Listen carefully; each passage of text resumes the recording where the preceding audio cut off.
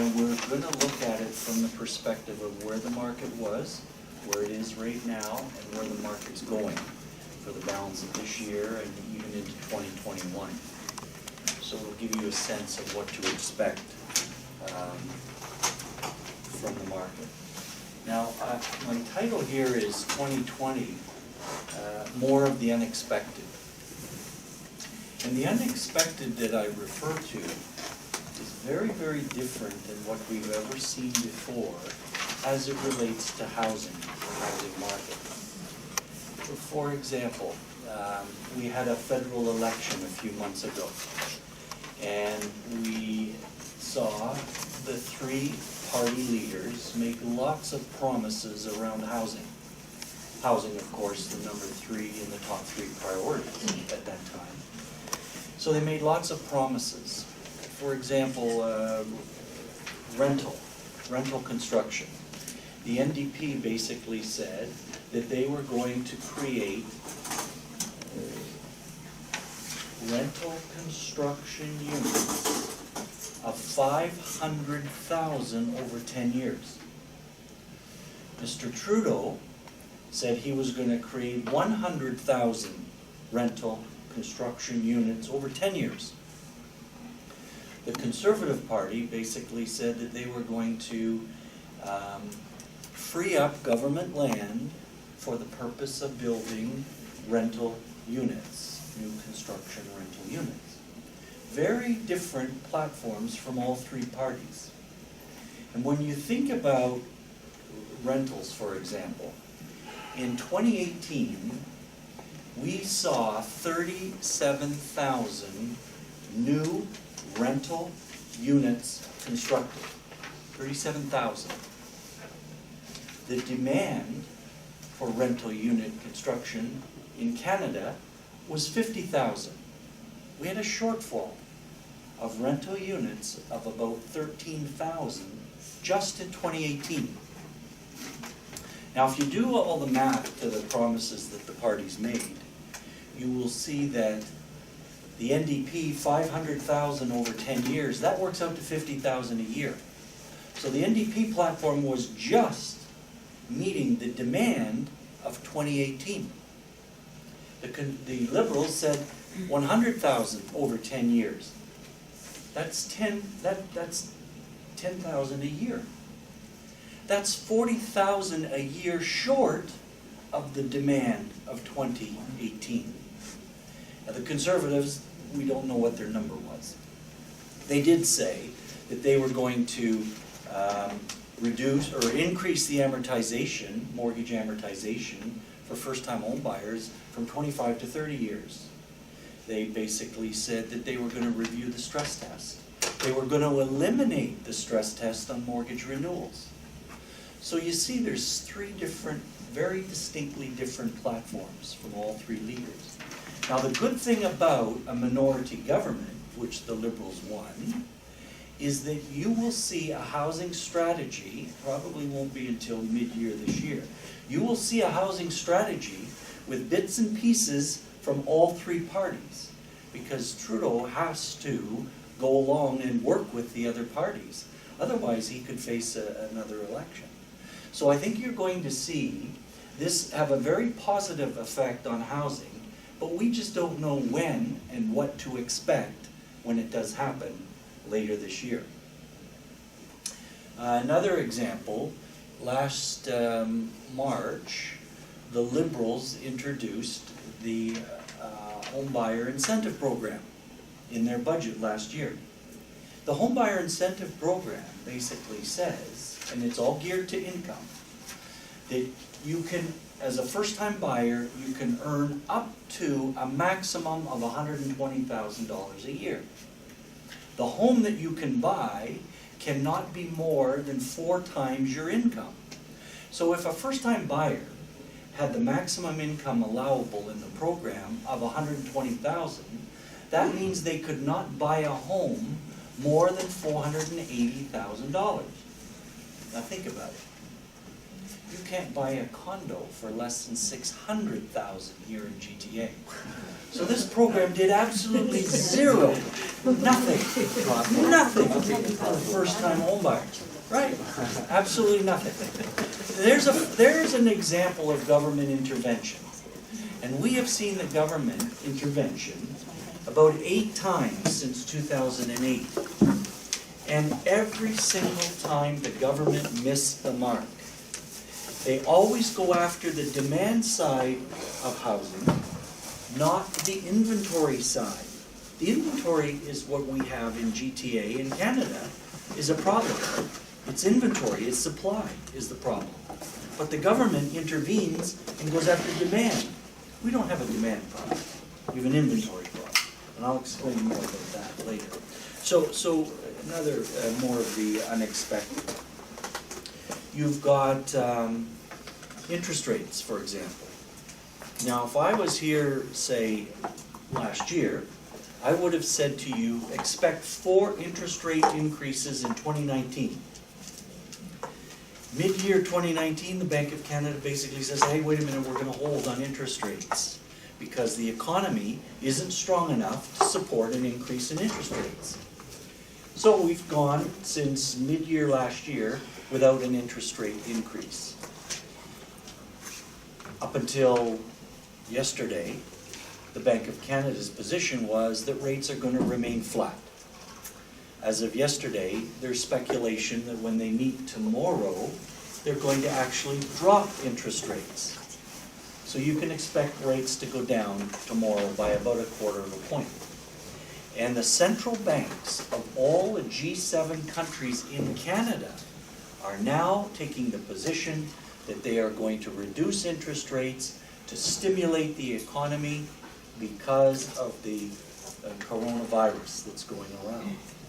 And the impact that that is having on the global economy right now is very, very significant, and we haven't seen the worst of it yet. So, where does Canada stand in this? Well, there's rumor that we may see a recession. I don't think that that's going to happen. If interest rates go down, and if the government stimulates the economy by government spending, then I think you might hold off on a recession this year.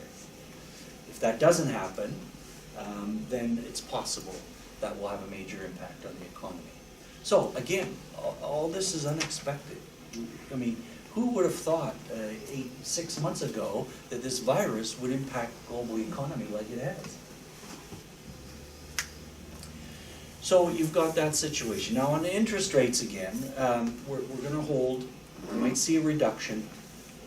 The longer we hold on interest rates, or if you see a reduction, that's going to cause more people to get into the market. And this is very positive for housing. But it's positive if you have enough homes to sell.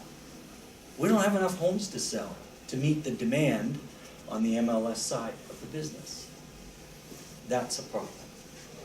So you've got interest rates. Now, this year, in 2020, we are going to see half of the mortgage book of business in Canada coming up for renewal.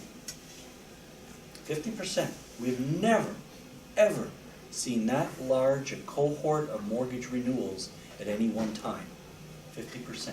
The majority of them are in the GTA. And the most of these people that are coming up for renewal are coming off a 5-year fixed rate mortgage. So the mortgage that they're going to negotiate now is going to be equal or lower than the rate they had 5 years ago. So all of a sudden they're going to come into cash flow and they're going to spend it. They're going to downsize, upsize, renovate, buy investment property, buy cottages. So this is very positive for housing, especially in the GTA. So watch for that this year. This cohort of mortgage renewals is going to give a boost to housing. But again, we just don't know when it's all going to happen. And what could impact that positively or negatively. So you've got that situation. You've got everything going on in the United States right now. You've got, well, the impeachment just finished. You've got the North Korea missile testing situation, you've got the Iran tensions, you've got the Ukraine, you've got the Russian investigation ongoing, the Russian meddling in the election, which is coming up this year. You've got the trade war with China in the United States. And we have not seen the impact of the trade war on the economy of those two countries to the full extent that it's going to have. And that's going to be significant. And the United States is going to have $1 trillion deficit this year. $1 trillion deficit. And the interest cost on that $1 trillion is about $780 billion a year. Unbelievable. Not billion, million. So, this trade war with China. And China is in no hurry to come to the table with Donald Trump, because China does not believe that Donald Trump is going to be reelected. So they will wait until January of 2021, when the new president is in place, and then start negotiations on the trade situation. So this trade war could go on for the balance of 2020. Again, we don't know conclusively. So you've got that situation, and you know, Donald Trump has been in office for 3 years. He has lied to the American people about 13,000 times in 3 years. And there is actually somebody that keeps track of this. And if you do the math, 3 years, 13,000 over 3 years, it works out to 10 lies a day. And since the impeachment, the number of lies has gone up to 20 a day. So, it's no wonder they're in the state that they're in the United States right now. And I mean, we hear all this about the coronavirus. I just read yesterday that the Americans have stopped drinking Corona beer. Now think about it. And there was a survey in the United States that says, where does chocolate milk come from? The majority of Americans said from brown cows. Okay, so now we know why they're in the state that they're in. What else have we got that's unexpected? We've got the Canadian dollar. So the Canadian dollar is about 75 cent range, and it's been holding that range now for quite some time. And I expect the dollar will stay there. Now this is, a dollar at 75 cents is good for our manufacturers, and it's good for our exporters, if other countries are buying. And other countries aren't buying right now because of the virus and all of that global uncertainty. So we've got the dollar in a good position. And the dollar is very, very good for tourism.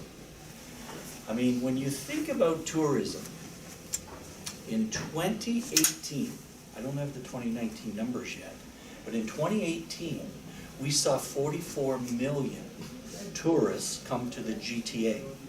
44 million. 15 million of them actually stayed overnight, a minimum of one night. And they spent $10 billion in the economy of the GTA. See how positive tourism is? At the dollar at the range? And the tourists are coming from China, Mexico, and United States. Now, I'm worried about tourism in 2020 because of the virus. Because basically people are shutting down their travel outside their home country. And as a result, that is going to have a significant negative impact on tourism in Canada and GTA. So again, we don't know to what extent, but it's going to be pretty significant. And that's more of the unexpected. So all of this stuff that's going on, now globally, has an impact on housing, some positive, some negative. And we just don't know how much and to what extent and when it's going to happen.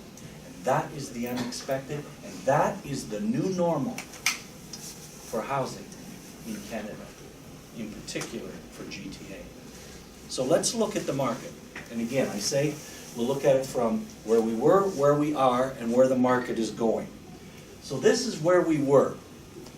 So I go back to 2017, 2018. In 2017, we saw a decline in MLS sales of 18%. Right there. Now, if you remember 2015 and 2016, if you were in real estate then, those were the two best years ever. We started 2017 and we went through a market transition. Market transition lasted 2017 and 2018. MLS sales in the first year were down 18%. But look at prices. Prices were actually up almost 13%. Why is that? Because we have such tight inventory. Anytime you have tight inventory, a limited supply, prices are going up, well above inflation. And that's what we continue to see. But remember, back in 2015, 2016, prices were going 25 and 30% increases. So we go through market transition, prices still rising. New construction, up 5%. So the developers had cleared their inventory and they were starting to break ground in new construction. And then the real success story in GTA is new immigrants. 80,000 new immigrants in 2017, up 33%. Now we've been in excess of 50,000 new immigrants in GTA since way back to 1990. But the profile of the new immigrant is very, very different now than, say, back in 2011. In 2011 and older, new immigrants to Canada were old, they had no money. They were coming from the UK.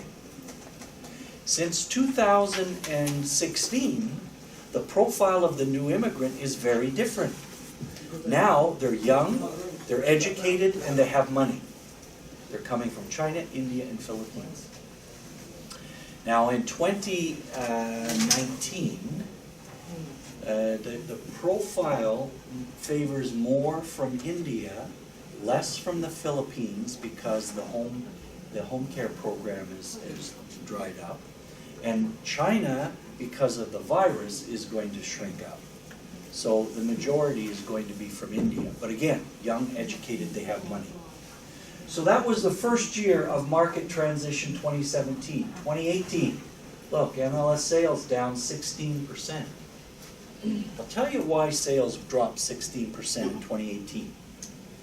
You remember the stress test? It was introduced in January of 2018. The stress test affected the housing market in GTA somewhere between 7 and 9%. The second thing that impacted that market there was interest rates. We had 5 rate increases from 2017 into 2018. 5 rate increases. That affected the market somewhere between 5 and 7%. And the third thing that affected the market in 2018 was the media. And all of the negative reporting around housing. The media, every time you turn on the radio or TV or internet or newspapers, whatever, you always heard the media saying, we're in a housing crisis. There's bubbles. It's doom and gloom. We're going to have a crash. Well, I'll tell you something. The media has been talking like that since way back beyond 2014. Doom and gloom and crisis and crash and bubbles. We've never had a crash in housing in GTA, and we will never have a crash in housing in GTA. Why? Because there's 3 fundamentals to housing. Number 1, employment. Unemployment rates in GTA are less than 6%. We're at 40-year low levels. We saw employment grow 2.5%. So very strong employment in GTA. That's number 1. Number 2, incomes. Incomes grew at 3.5%. Very strong income growth. And number 3, population growth. When you are growing at the rate of, let's say, 100,000 newcomers who are economic contributors, it doesn't get better than that. And with those 3 fundamentals, you cannot have a crash in housing. It won't happen. So if unemployment goes off and salaries stop growing and population stops growing, yeah, you could have a problem in housing. But right now, with those three fundamentals, you won't have a crash in housing. So the outlook for housing in GTA is very, very strong. We saw prices actually drop 4.7% in 2018. There's two reasons prices dropped in 2018. One is called York Region. This region. You know, back in 2015, 2016, York Region was growing like at 25, 30, and 40% prices. So when we go through market transition, York Region took the biggest hit. The second reason why we had a decrease is detached housing. Detached housing represents 90% of the stock in York Region. And detached housing took the biggest hit. But that's behind us now. New construction, we saw 5% increase. Now, in new construction, there's a phenomena, and it's called multi-unit housing. And that's what's changed in new construction. 82% of all new construction starts are now multi-unit housing. Semis, condos, and townhomes. Mostly townhomes and condos. I mean, you drive around anywhere. 5 years ago, in a subdivision that was under construction, it'd be all detached homes. Now you drive around this subdivision and it's all townhouses or condos. And you're going to see condos grow like you have never seen before around the GO train stations as they expand east, west, and north. We're already seeing it. What, right here at Highway 407, Highway 7 and Warden. You know what, the GO train station? Watch out. That's going to be a condo city. You remember when the TTC expanded up into North York, Mallasman Square area? The condo city that's created there because of TTC. That's what you're going to see at the GO train stations. Watch out for, look over at Highway 400 and Highway 7. The TTC just expanded up there. Look at the condos going in around there. And now the GO train's going in there. Watch out, that is going to be the next condo city in the GTA. Now, with all this condo construction, like we've never seen before, this is very, very positive for the future supply of MLS. Because as these condos are completed and absorbed, then they will be future sales. And we need that supply more so than ever before. And then, as I say, new immigrants, 100,000 in 2018, up 25%. So, when I talked about the profile of the new immigrant being young, educated, they have money, in this interest rate environment, it takes the new immigrant 3 to 5 years before they're in a position to buy a home. 3 to 5 years. The non-immigrant takes 34 years because they're staying home with mom and dad. So these folks are driving housing in the GTA and will continue to drive housing. And the government is going to make it easier for new immigrants to come to Canada who are educated and who have money. This is so positive for housing.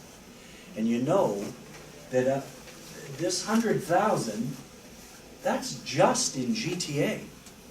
So they come to Canada, and within 3-6 months, they get a job. And these are high-paying jobs. Technology, medicine, and so on. This is so, so positive for housing. And as I said, when you have the fundamentals of low employment, employment growth, salary increases, and population growth, those fundamentals are very, very strong for housing. So while we went through 2 years of market transition, it's done. It's over. We're into growth. And we are about to experience a year like we have never seen before. Let's see what happens. Before we do that, let's look at 2019. 2019, we actually had MLS sales in GTA of 87,000. That's 12% higher than 2018. Double digit. Average prices were $819,000, almost a 5% increase over the previous year. Very, very strong recovery. New construction, we hit 41,000. Look at new immigrants. I don't have the final number yet, but look, went from 100, now we're at 120,000 in 2019. Unbelievable. So, as it turns out, 2019 was the third best year ever in housing in GTA. Very, very strong. So, let's move to 2020. January, we had 4,800 MLS sales, up 15%. You know that in the last, last 10 months in a row, we have seen MLS sales show double-digit increases. We have never seen that before. And that's why I believe that 2020 is headed for record pace. Up 15.4%. Look at average prices, $839, up 12.3. That's 6 times the inflation rate. New construction, we were down 20% in January. I'm not too worried about that, and I'll tell you why. When we track new construction, there's 4 phases to new construction. The first phase starts with a sale. The second phase is where they break ground to start building. The third phase is when they complete it, and the fourth phase is absorption. That's when people move in, right? This reflects starts, where they break ground. So, if I look at the sales, which is the first phase, sales are up 94%. It's higher than the 10-year average for new construction sales. Those sales, in the months of maybe April, May, June this year, they're going to translate into starts. And that's where we'll see a huge bump in starts. Probably the end of the year into next year, you will see completion and absorption. And the absorption is the future supply of MLS product for you. So this is so positive, the fact that we've got sales at an all-time high, at a record level high. So there you have January, a very, very strong start to 2020. Now, the concern I have is right here, new listings. New listings are down 17% over January of last year. New listings and active listings are down 35%. Do you know that in the last 12 months, we have only had 1 month where new listings actually showed an increase? 11 months in a row, new listings are down. Now, there's 2 ways we look at supply and demand. One is months of inventory, and one is sales as a percent of new listings. So right now in the GTA, we currently have 2.0 months of inventory. What that means, if we continue declining, you only have enough supply for 2 months worth of sales. And then there will be nothing available. And that's the problem. If you look around Canada right now, and when it comes to months of inventory, 4 to 6 months of inventory, that's a balanced market. Over 6 months of inventory, that's a buyer's market. Under 4 months of inventory, that's a seller's market. So right now, Vancouver, 8 months of inventory. They're buyer's market. Edmonton, 7.5 months of inventory. Calgary, 7 months of inventory. Montreal, 6 months of inventory. GTA, 2 months of inventory. York Region, 3 months of inventory. So the market is very, very tight from an inventory perspective. And we are in a seller's market from an inventory perspective. If I look at new construction in Canada, we're right about 0 year-over-year change.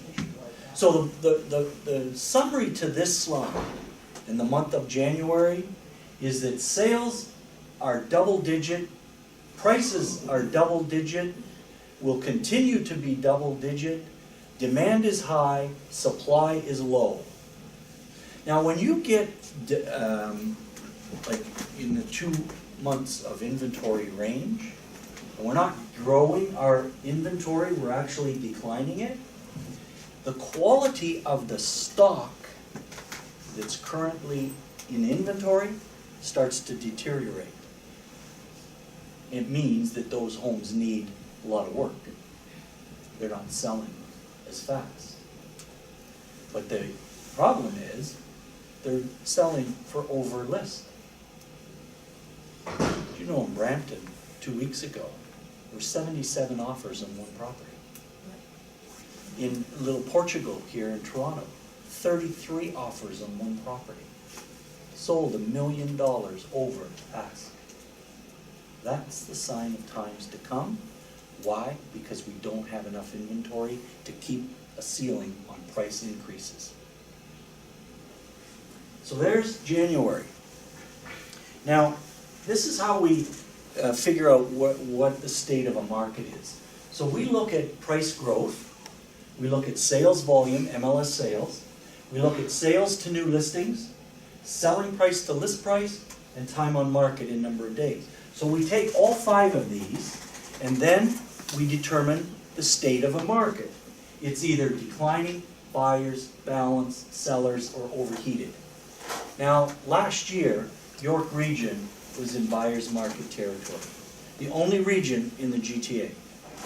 York Region is now into balanced market territory, almost moving into seller's market, but not quite yet. Every other region in the GTA is in seller's market territory.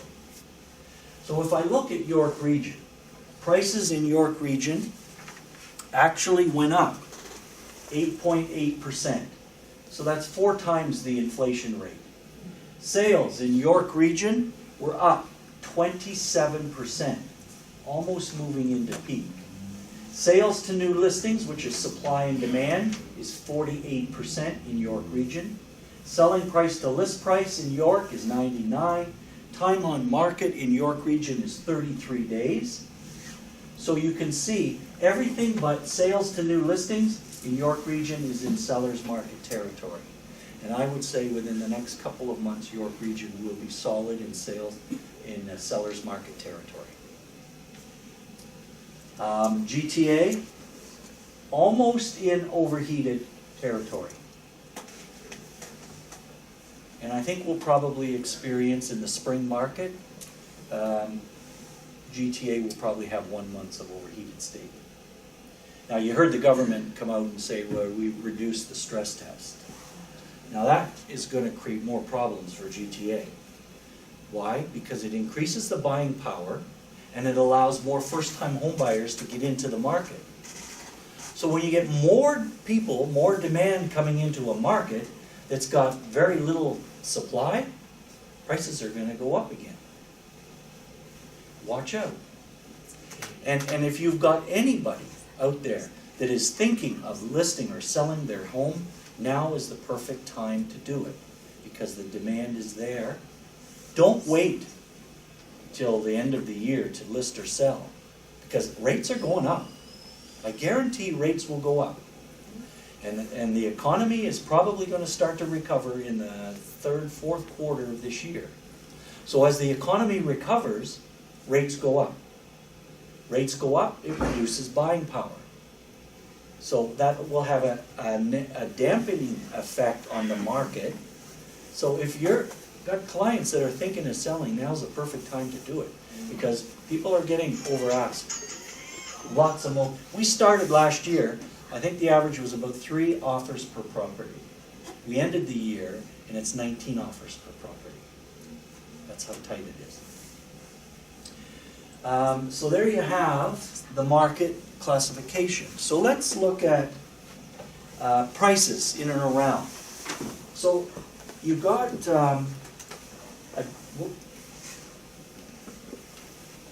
you've got a detached home in the 416 is $1.3 million. 905 is $957. So the total for GTA, a detached home, is $1 million. 21% of all MLS sales right now are over $1 million. 2 years ago it was 33%. So people are more favoring more affordable housing. And by the way, that's driven by first-time buyers. In 2015, first-time home buyers were 53% of all sales. In 2016, 51% of all sales were first-time home buyers. In the 2 years we went through transition, it was 48% first-time buyers. They were impacted by interest rates and by the stress test. In 2020, first-time buyers are going to move back over the 50% level. Why? Because interest rates are flat or lower. The stress test is down. First-time buyers are jumping in. Remember, they're young, they're educated, they have money. So positive. So there's detached. Semi-detached, for 2 months in a row in 416, it's over $1 million. Over 700 in 905. A townhouse, 782. Next month it'll be over 800,000 for a townhouse. Condo, 679. Look, none of these property types fit the first-time home buyer incentive program. Now, the government has made promises that they're going to review it, and they're going to customize a first-time home buyer incentive program for the GTA. But we just don't know when, what to expect. But even in the 905, there isn't one property type that fits the first-time home buyer community. Now, if you find one, it's probably going to be well north of here. It's probably going to be in Clarington, or it could be west of Milton. If you find one, I guarantee you'll be 19 offers on that property. Right?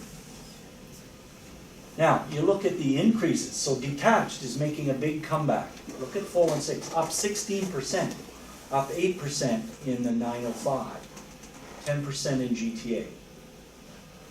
A semi is up 6, a townhouse is up 8, and a condo is up 15. Why is a condo up 7 times inflation? Because it's the most affordable property out there, and first-time buyers represent the majority of all purchasers, and that's the product that they're going to. Now if you look at a detached property around the region, so in 416, a detached is $1.3 million. In York region, a detached is still $1.1 million. In Peel region, so that's Mississauga, Brampton, Peel region, it's $980,000. In Halton region, it's $1.1 million.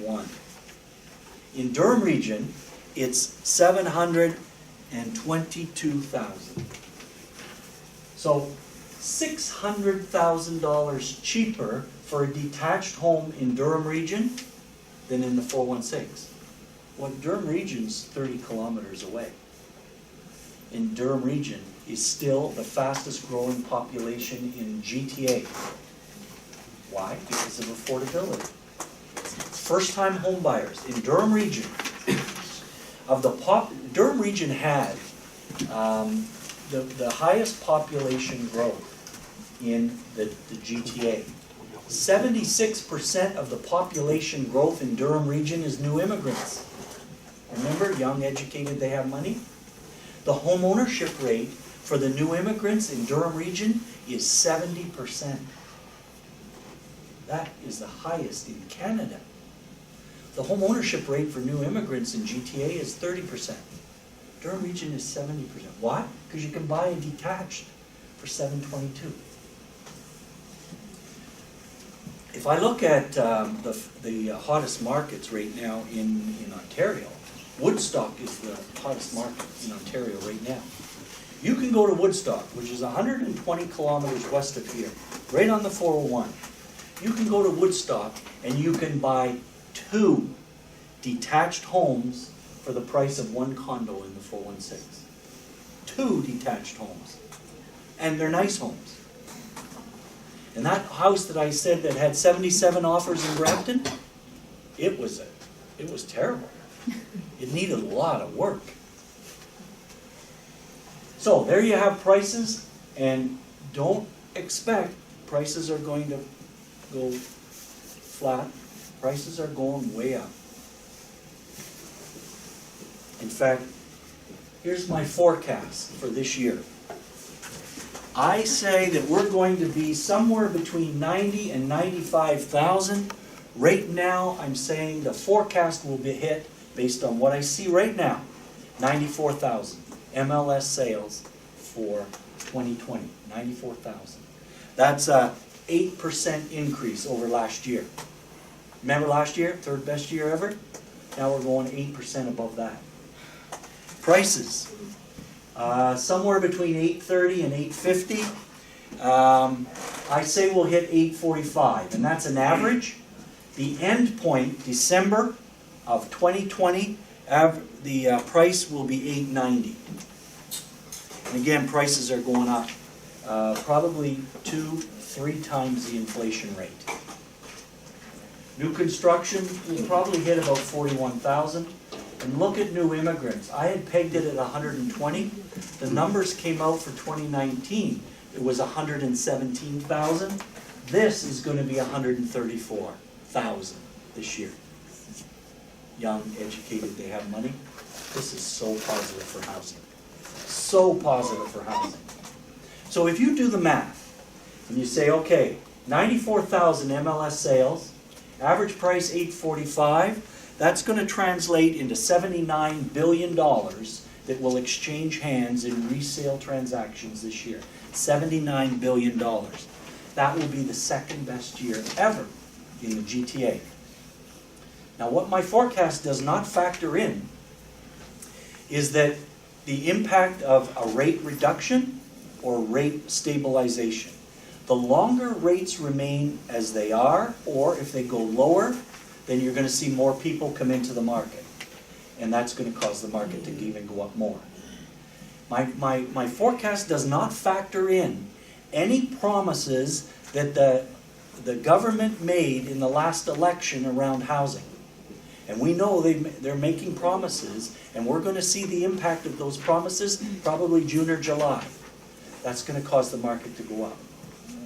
We're going to see first-time homebuyer incentive enhancements in the GTA, probably mid-year this year. Hopefully it'll come out before the spring market. My forecast doesn't factor that in either. That's going to cause the market to go. So my forecast, as 2020 being the 2nd best year ever, that's the worst case scenario. The best case scenario will be, it will be the best year ever. So the outlook is very, very strong for housing in the GTA in 2020 and beyond. And it's all driven by population growth, and the population growth that we are going to experience are economic contributors, and that is going to drive housing. And first-time home buyers are going to be well above 50% of all sales this year. So this is going to be a record year for housing. So I'm going to stop at that and just conclude by saying it's a great time to be in real estate. Thank you. Anything yet, because this is pilot program. Nothing is 100% firm, but I'll give some information verbally. This program is designed for the real immigrant, that they are professional, they are wealthy businessmen back in their home country. Once they immigrated here, they start to plan to do it in their same destination. Let's say he's a doctor back in the home country, and now he's getting the license, like licensing in Canada, and we can base on his income in the home country and estimated the same, let's say, it's the same designated job level income in Canada, based on that to qualify for the mortgage application. So let's say a couple, they immigrate here, they are medical doctor back in, let's say, Africa, Iran, or some Asia country, and they are in the process to be licensing. They are licensed in Canada. We can base on the medical doctor of their profession, like the designation, based on the judgment on there to qualify them for the mortgage. So the minimum down payment is 35%, and we can loan up to 1 million. So this is for the new immigrant program. Or let's say they are IT experts back in Asia country, and they have a doctor degree, and now they come here and they get their first job in a very like an entry level, but based on their background of education and their past job experience, we can forecast him after 5 years he can go to be a management level. Then we can base on the management level salary to do the mortgage. So this is what the program designed. Any questions? And so this is in engineering, so he's finishing in 3 months, or how does that? Okay, so He's already permanent resident. he's immigration. He's immigrant, Permanent right? residence. Yeah. Okay, so he's back home. Where's He's doing PhD in engineering at UT. I try to, Yeah, but does he work outside of the country before? Oh, it's just a student here, right? Is that what you're yes, saying? no, but he's also got permanent resident recently. Yeah, so this program designed for people they have past work experience out of the country before they immigrate to Canada. Yeah. What need to be provided for it? Just say they are engineering it back home, so what paperwork have to provide to prove that? Let's say we Google his name on their name, and we show something on LinkedIn, or they have some like a letter proofment that they are in that profession, in that positions. So he doesn't apply to foreign student. Foreign student, no, not for foreign student. I wish that there's no program for foreign student. Yeah. Thank you. But this program is unique on the market. I know like a couple banks, they do other new immigrant programs, but CIBC, we does for the professions from their home country, they immigrate here. Even they don't have a job, they're still in school, we can base on that to qualify. I know some of the bank, they really don't qualify in this group of people. They can only ask you to provide foreign income paper and do something like pay stubs and, Oh, yeah. he but- already finished his master back home, so he was an engineer already. No, does he have past work experience? I don't know. Yeah. Like, If he had, I'm asking. yeah, ask him, yeah. More question? The maximum loan amount only 1 million, right? Yeah. Only 1 million. So, because we need to base on his job designation in Canada, and we give a very reasonable research on the job income in Canada. Let's say a CPA accountant, okay? So we can state the income for around 100,000 to 120,000. That's called reasonable. But if one CPA, like one CPA designation new immigrant, he came Canada, he's buying the property by his own, 120,000 income cannot qualify for a $1 million home, right? But let's say he has a spouse who is working in the nurse industry back home, and now he's coming here and doing the relicensing. We can do another estimation for 100,000. So then they qualify for like a 220,000 family income to use it for the mortgage application. Then they're good to go for 1 million. Yeah. Can we use the previous employment letter from the company they work back home as a proof? It's as a proof that they are in the profession, in the destination. But we still need to base on the Canadian salary and income level to do the forecast income on them. Thank you. Because I know for some of the manager role from Asia or from Africa or from some South America country, maybe their manager role has higher pay, but in here maybe lower. So we can only base on the same industry, same manager roles, forecast income in here. And what if the person already landed a year ago? A year ago, Did yeah. that job, but right now is working on different job. That's a problem, because I have one case yesterday, they said, okay, this is an engineer, right? Yeah, engineer back home, and now he's working in some other field. The So job. we need to see the connection between them. Yeah. So let's say if he was in medical and now he's in mechanic, that's totally no connections, right? Yeah. Okay. So we go to the next topic is the foreign income. I think maybe some of you you have clients for foreign income, but not as much as 2016. But we're still doing the mortgage for them. So for Chinese mainland citizens, Hong Kong citizens, I have 5 categories here. Chinese mainland citizen, Hong Kong citizen, Canadian citizen work in mainland China, non-resident for tax purpose, Canadian citizen work in Hong Kong, non-resident for tax purpose, and others. Okay. Let's go to the first category, Chinese mainland citizens. That means they don't have Canadian permanent residency, and they are not Canadian citizens. So for this type of client, we can maximum do 65% loan to value, but we will need them to provide lots of documents. But we need the employment letter, we need the 12 months bank statement to prove the deposit, 12 months pay stub, and credit report from China. Okay. For the second category, it's the same, but usually for Hong Kong income, you can use 6 months, 6 months proof income to do the mortgage application. The maximum loan to value is 65%. And for the third and fourth category,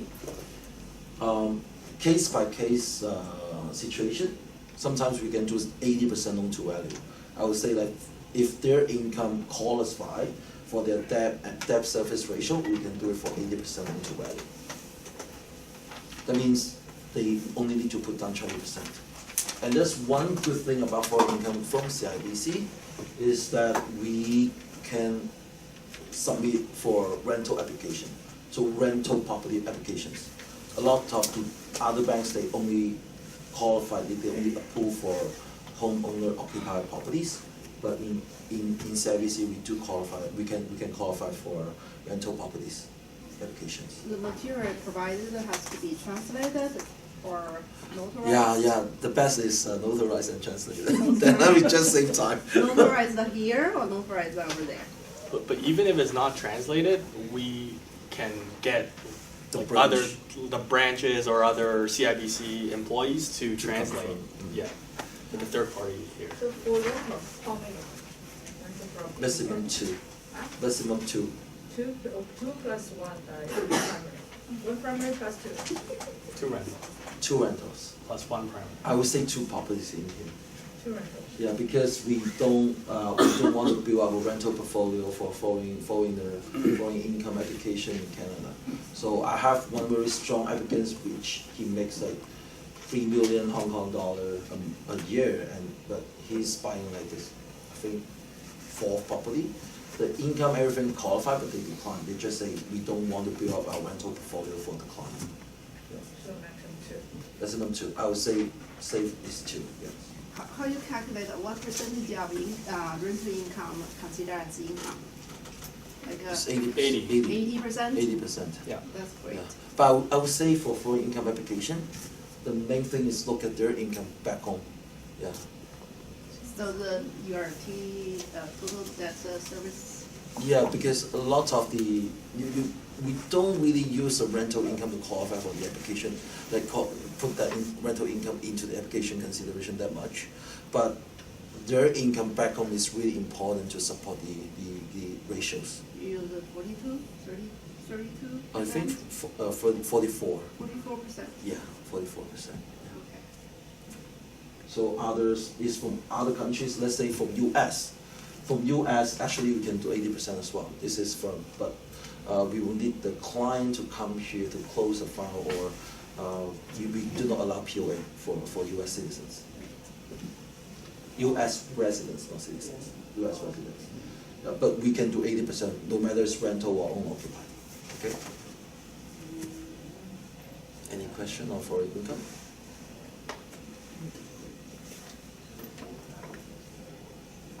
Then we go to the next slide.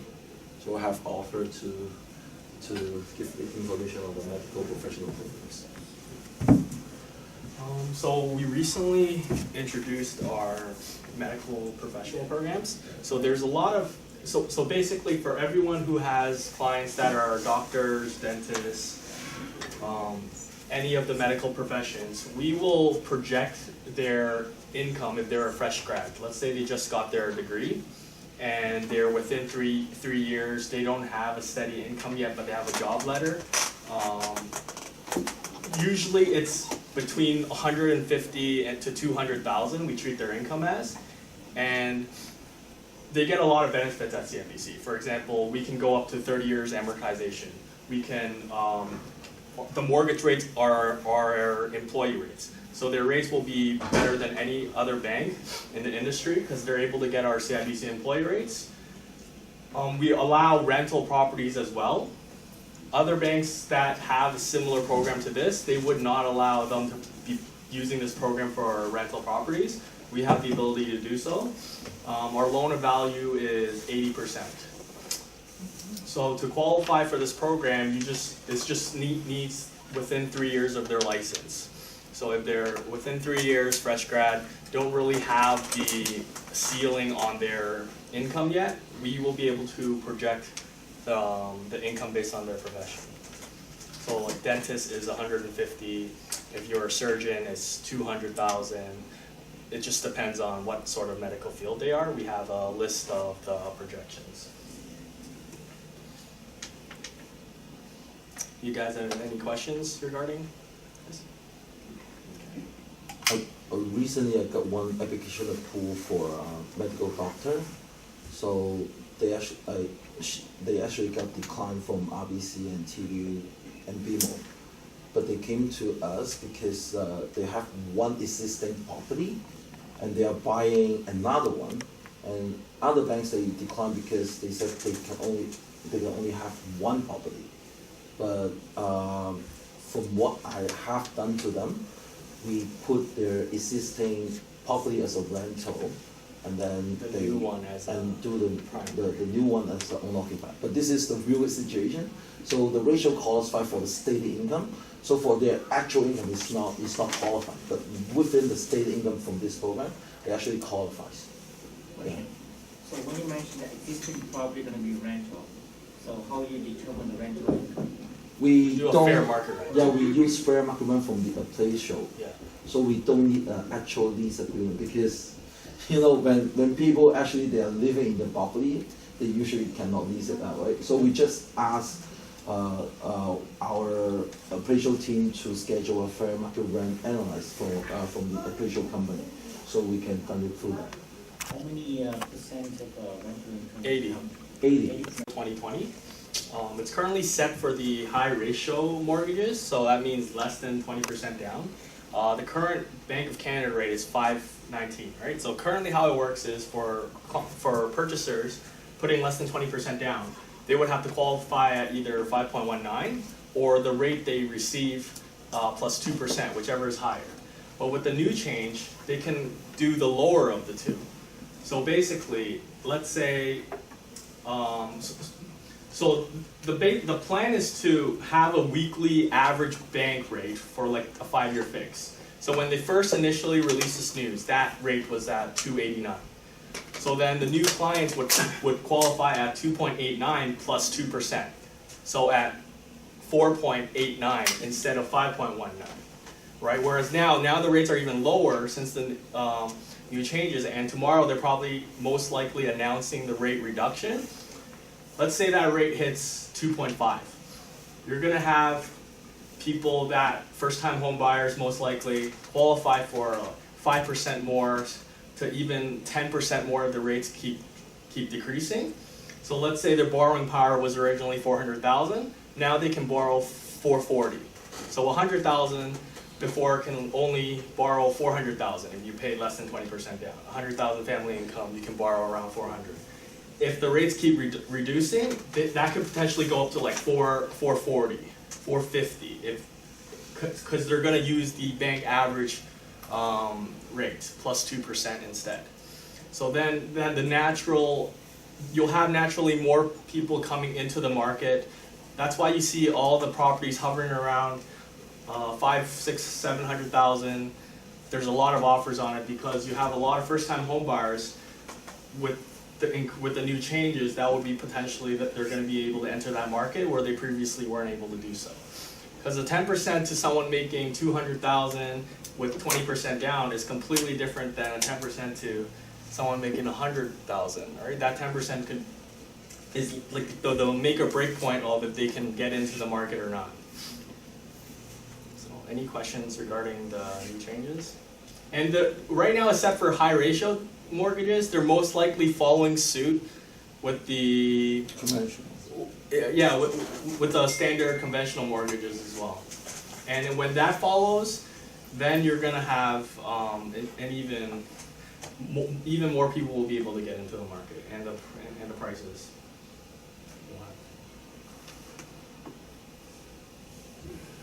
Any questions? Any questions on it? I missed the previous two slides, if I really want. Okay, this one? One more, the One more? foreign income, yeah. Okay. Sorry. I think you just give us a call. This slide actually makes no sense. I mean, not makes no sense, but there's not enough Well, information. There's too much to put on the slide. Yeah. Just give us a call if you have questions. Okay. Yeah. This is good medical programs. Yeah. So. Okay. From current slide. Yeah.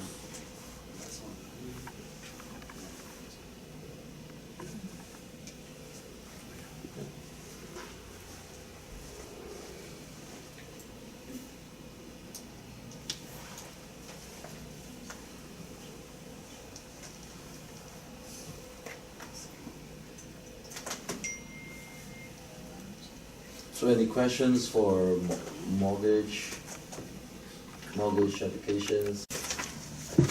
Usually, we'll use just RSP, and that's how MIC will step in. After you purchase the RSP, we are going to help you to grow your money. And for those who make over $100,000 or even $200,000, there's some other strategy that we would like to introduce to you. For example, if you're making $200,000 and $300,000 per year, that's probably a good idea for you to set up a company. So you can keep all your revenue in your company and then pay yourself whatever the dividend or salary to reduce your personal income tax. Anybody heard about that strategy? Setting up your own company? Yeah. So that's one. And for RSP, we do have different kind of investments available. For example, a lot of you might heard about private lending or real estate. The real estate I'm talking about is not what you're selling, but it's actually a real estate project that you can participate. But for those investment, of course, you need a higher principal to step into. And for those who just start their work with maybe less than $100,000 in their RSP, actually our fund is doing pretty good. And in average, last year, our fund is doing about 8 to 9% return, conservatively. For some aggressive fund like US index fund and some technology fund is over 20%. So to help you and your customer, we do have different investment options to handle your RSP. Tax-free saving account may be another good option as well. And for your clients, we have different short-term saving promotion as well. So let's say for your client, they just buy a house or sell a house, they have some cash left over, they don't know what to do with it, you can introduce them to CIBC for short-term investment. Just sold your home, have $20,000, $30,000 in your pocket. They might buy into the property again, but for those 2-3 months, they want to have a high interest saving, we do have an offer. So now I will turn the time to my colleague Nancy. She is going to tell you about the different offers that we're offering right now. Yeah. So hi everyone, my name is Nancy. I'm the mobile investment in Victoria and Melbourne. So I have already attached the information in your folder. So for our new offers, like for GICs for 1 year, we offer like 2.2 rate, and 2 years, which is 2.5. And for like short-term savings, we offer 2.85 interest rate for 4 months. So for example, if you have a client like sell a house like for $1 million, then if they don't have, they are not decide like where to put the money in, you can bring the clients to us, and they can like benefit like around like 10,000 for 4 months, high interest rate, which is really good, right? If they don't have, if they have no idea like where to put the money or investment in, and you can always like transfer the money into GICs, high interest rate GICs. So for every single mobile investment consultant, we have 2 parts.